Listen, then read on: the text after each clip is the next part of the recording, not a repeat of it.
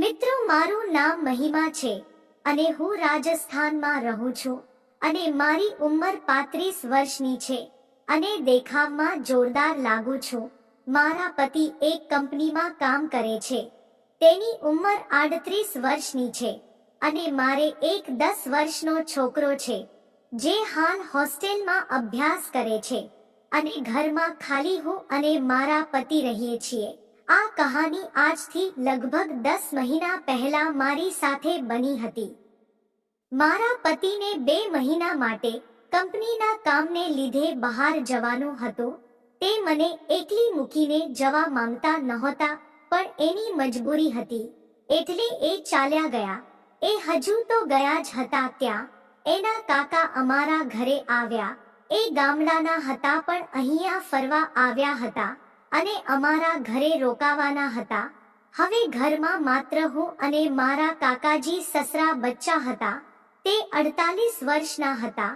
તેમની પત્નીનું 5 વર્ષ પહેલા અવસાન થયું હતું અને હવે તે એકલા જ રહે છે અને ખેતી કરે છે. તેને લીધે એની બોડી પણ સારી છે.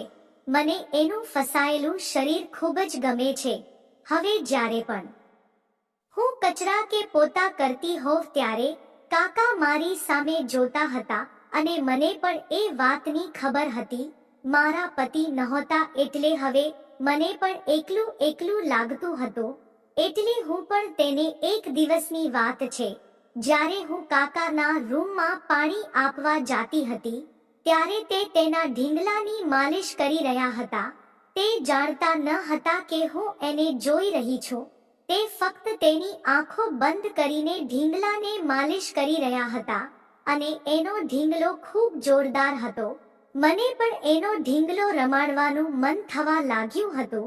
જિંદગીમાં મેં ક્યારે આવો છો ઢીંગલો જોયો ન હતો અને એ જોઈને મને તેને રમાડવાનું મન થવા લાગ્યું અને હવે મારું મન પણ ડોલવા લાગ્યું હતું અને હું ત્યાંથી ઊભી ઢીંગલો જોવા લાગી. ત્યાં અચાનક મારા ફોનનો અવાજ આવ્યો અને એની નજર મારા ઉપર પડી એટલે હું ત્યાંથી જલ્દીથી મારા રૂમમાં આવીને સૂઈ ગઈ. ત્યાં મારી પાછળ રૂમમાં કોઈને આવવાનો અવાજ સંભળાયો. મને ખબર હતી કે એ મારા કાકાજી છે એટલે મેં સૂતી હોવાનું નાટક કરવા લાગી.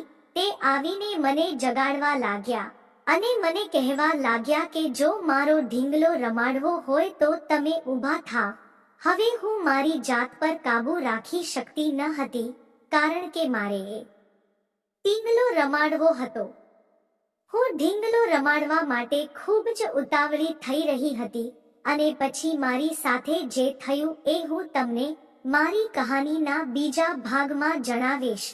જો મિત્રો તમે કહાની બીજો ભાગ સાંભળવા માંગતા હોવ તો ચેનલને સબસ્ક્રાઇબ કરો, વિડીયોને લાઈક કરો. ફરી મળીશું એક નવા વિડીયોમાં. ત્યાં સુધી આવજો.